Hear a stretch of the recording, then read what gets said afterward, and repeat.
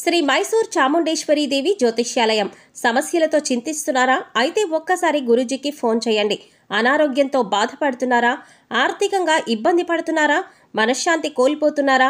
విద్య, ఉద్యోగం, విదేశీ ప్రయాణం, ప్రేమ, పెళ్లి, సంతానం, భార్యాభర్తల మధ్య అనుమానాలు రావడం, నరదృష్టి, కుజదోషం, చేతబడి, వశీకరణ, రావలసిన డబ్బులు రాకపోవడం, ఇల్లు స్థలాలు అమ్ముడుపోకపోవడం, ఎన్ని సంబంధాలు చూసినా పెళ్లి ముడిపడకపోవడం, ఇలా ఎటువంటి సమస్యలైనా అంజనం వేసి ఫోన్ ద్వారానే జ్యోతిష్యం చెప్పబడును. Cell number 9652484281. ఓం శ్రీ మాత్రే నమః. ఛానల్లోకి స్వాగతమండి. మకర రాశి వారి ఇంటికి ఒక దేవుడు రాబోతున్నాడు. అయితే ఆ దేవుడు ఎవరు, ఎందుకు వస్తున్నాడు, ఆ దేవుడి అనుగ్రహం కోసం మీరు ఏం చేయాలి, అసలు మీ చుట్టూ దేవుడు తిరుగుతున్నాడు అనటానికి సంకేతాలేంటి, అలాగే ఈ నెల 26వ తేదీన మీకు ఏం జరగబోతోంది అనే ఆసక్తికరమైన విషయాలన్నీ కూడా ఈ వీడియోలో మనం వివరంగా తెలుసుకుందాం. కానీ అంతకంటే ముందుగా మీరు కనుక మన ఛానల్ని ఇప్పటివరకు సబ్స్క్రైబ్ చేసుకోకపోతే సబ్స్క్రైబ్ చేసుకుని పక్కనే ఉన్న బెల్ ఐకాన్ నొక్కి ఆల్ సెలెక్ట్ చేసుకుంటే మేము ఇలాంటి వీడియోస్ అప్లోడ్ చేయగానే ముందుగా మీకు నోటిఫికేషన్ వస్తుంది. అలాగే వీడియో నచ్చినట్లయితే లైక్ చేయడం మర్చిపోకండి. ఇక వివరాల్లోకి వెళ్ళిపోతే, ఈ రాశివారి చుట్టూ ఏ దేవుడు రాబోతున్నాడు అనే విషయాన్ని తెలుసుకోబోయే ముందు మీరు జీవితంలో కొన్ని విషయాలను నిర్లక్ష్యం చేయకూడదు. ఇలా చేసినట్లయితే కనుక జీవితంలో ఎన్నో కష్టాలను, నష్టాలను ఎదుర్కోవలసి ఉంటుంది.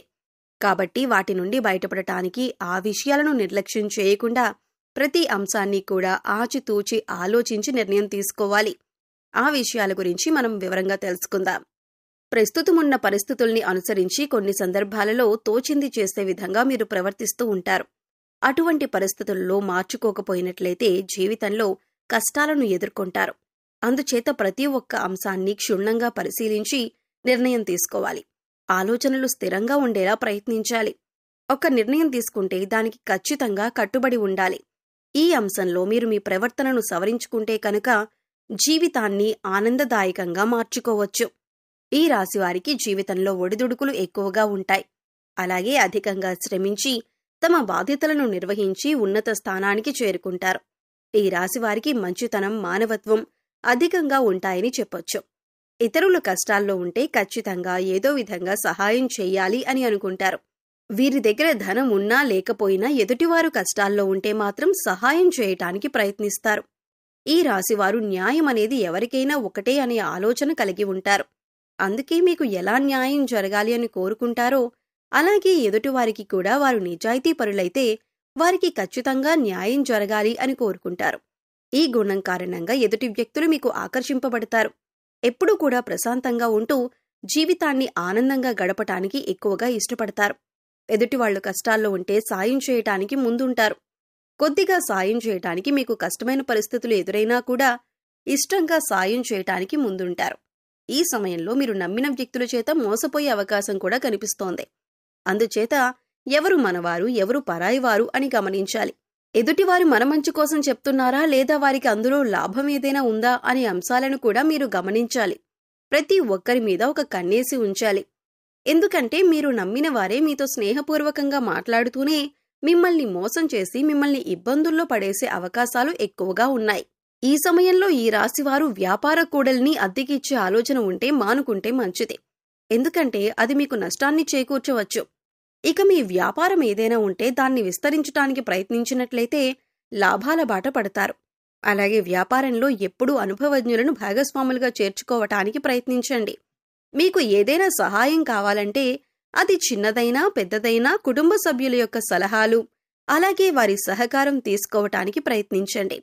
అలాగే ఈ సమయంలో మీరు డబ్బుని అప్పుగా ఇచ్చినా తీసుకున్నా కూడా వాటికి సంబంధించిన పత్రాల గురించి చాలా జాగ్రత్తగా ఉండాలి. ఎందుకంటే ఈ సమయంలో మీకు షూరిటీ సంతకాల విషయంలో ఇబ్బందికర పరిస్థితులు కనిపిస్తున్నాయి. అయితే డబ్బులిచ్చి పుచ్చుకునేటప్పుడు పత్రాలను జాగ్రత్తగా చూసుకుంటే కనుక ఎటువంటి ఇబ్బందులు ఉండవు.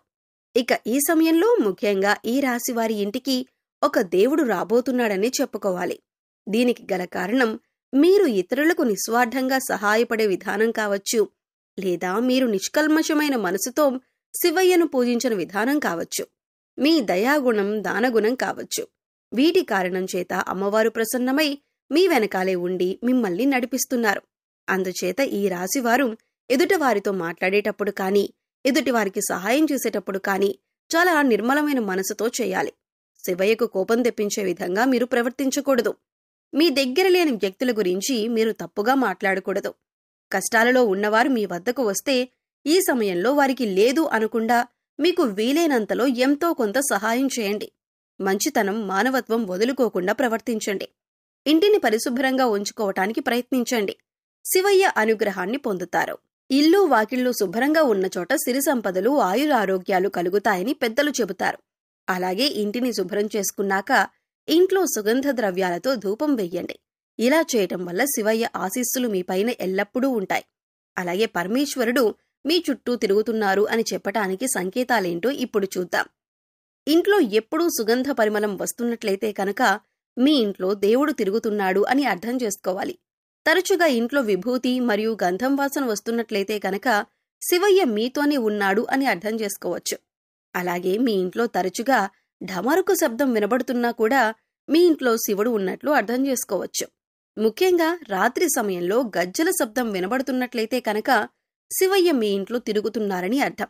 మనసు ప్రశాంతంగా ఉన్నట్లయితే కనుక శివుడు మీ వెనకాలే ఉండి మిమ్మల్ని అనుగ్రహిస్తాడు అని చెప్పుకోవచ్చు. ఎందుకంటే కొన్ని సందర్భాలలో కొంతమందిని చూసినట్లయితే ఎటువంటి ఇబ్బందులు, కష్టాలు లేకపోయినా మనసు మాత్రం ఆందోళన పడుతూ ఉంటుంది. అలా కాకుండా కొంతమందిని చూసినట్లయితే ఎన్ని కష్టాలు ఉన్నా చాలా ప్రశాంతంగా ఉంటారు. మరి అటువంటి వారికి శివయ్య అనుగ్రహం ఉందని చెప్పుకోవచ్చు.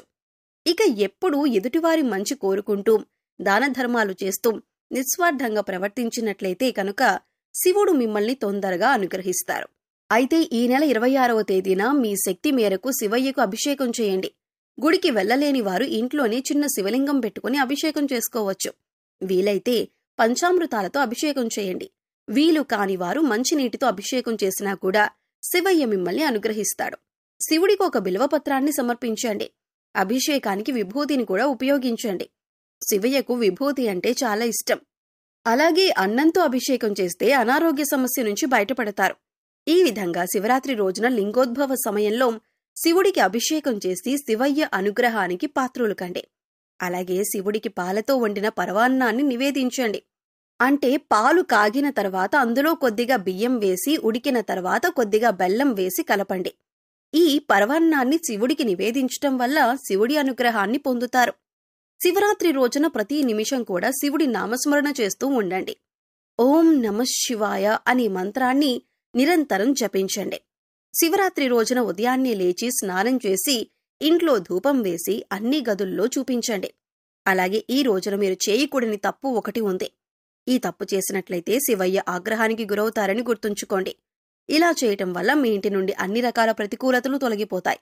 ఇక ఎప్పుడైతే నెగిటివ్ ఎనర్జీ తొలగిపోతుందో అప్పట్నుంచి మీ సంపద పెరుగుతుంది.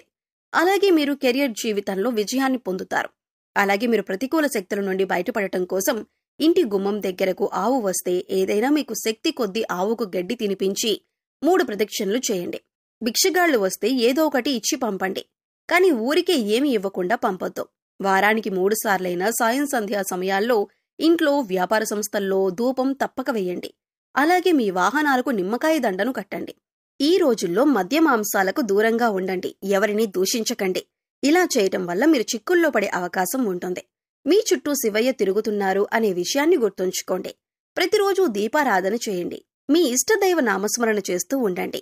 రోజుకొకసారైనా లింగాష్టకం కానీ లేదా శివుడికి సంబంధించిన ఏ స్తోత్రమైనా చదువుకోవటానికి ప్రయత్నించండి. చదవటానికి వీలు కాకపోతే కనీసం వినటానికి ప్రయత్నించండి. అలా చేయటం వల్ల శివయ్య కరుణా కటాక్షాలతో అద్భుతమైన ఫలితాలను పొందుతారు. సో చూశారు కదండి, మకర రాశి వారి ఇంటికి ఏ దేవుడు రాబోతున్నాడు, అలాగే మీ చుట్టూ ఉన్న దేవుణ్ణి ఏ విధంగా గుర్తించాలి, ఆ దేవుణ్ణి ప్రసన్నం చేసుకోవటం కోసం మీరు ఏ పనులు చేయాలి అనే అంశాలను ఈ వీడియోలో మనం వివరంగా తెలుసుకున్నాం కదా. ఈ వీడియో మీకు నచ్చినట్లయితే లైక్ చేయండి. మీ ఫ్రెండ్స్ అండ్ ఫ్యామిలీ మెంబర్స్లో ఎవరైనా మకర రాశి వారు ఉన్నట్లయితే వారితో ఈ వీడియోను షేర్ చేసుకోవడం మర్చిపోవద్దు. అలాగే ఇప్పటివరకు మన ఛానల్ కనుక సబ్స్క్రైబ్ చేసుకోకపోతే సబ్స్క్రైబ్ చేసుకుని పక్కనే ఉన్న బెల్ ఐకాన్ నొక్కి ఆల్ సెలెక్ట్ చేసుకుంటే మేము ఇలాంటి వీడియోస్ అప్లోడ్ చేయగానే ముందుగా మీకు నోటిఫికేషన్ వస్తుంది. మరో చక్కటి వీడియోతో మళ్ళీ కలుద్దామండి. ఓం శ్రీమాత్రే నమః.